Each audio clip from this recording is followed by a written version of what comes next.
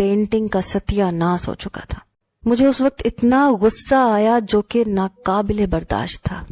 بڑی محنت سے میں یہ پینٹنگ بنا رہا تھا جو مجھے ایگزیبیشن میں لگانی تھی، اور اس نے ستیاناش کر کے رکھ دیا تھا۔ میں نے اس کا بازو زور سے پکڑا اور دبانا شروع کر دیا۔ وہ کراہنے لگی، کہنے لگی سیف بھائی میرا ہاتھ چھوڑے۔ میں نے کہا بے وقوف لڑکی، تمہیں پتا ہے تم نے کیا کیا ہے؟ تم نے میری ساری پینٹنگ کا بیڑا غرق کر کے رکھ دیا۔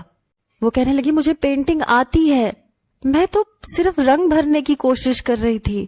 میں نے کہا تمہاری ہمت کیسے ہوئی میرے کمرے میں آنے کی، میری چیزوں کو چھیڑنے کی؟ وہ کہنے لگی میرا ہاتھ چھوڑے، مجھے بہت درد ہو رہا ہے۔ میں نے کہا آج میں تمہیں چھوڑوں گا نہیں، تمہارا وہ حال کروں گا کہ تم یاد کرو گی۔ میں صرف اسے دھمکا رہا تھا۔ میں نہیں جانتا تھا کہ پھپھو بھی اوپر ہی ہے اور ہماری آدھی ادھوری بات سن کر نہ جانے اسے کون سا رنگ دے دیا۔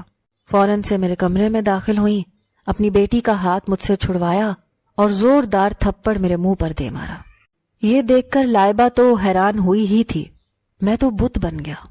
پھپھو مجھے پکڑ کر جھنجھوڑتے ہوئے کہنے لگیں کہ تمہاری ہمت کیسے ہوئی میری بیٹی کے ساتھ بدتمیزی کرنے کی؟